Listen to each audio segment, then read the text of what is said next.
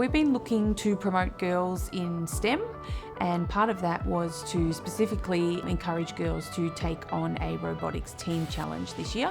There are not a lot of women represented in STEM, and if we actually encourage children at a young age, we may be able to inspire or encourage girls to take up fields in science and technology in the future.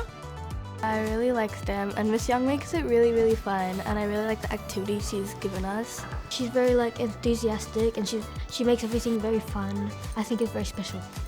This is our second year competing in the RoboCup competition. We have a very culturally significant community at our school, and so we thought that this might be a really key aspect that we could share through the onstage performance and include our robotics and our coding skills from our students.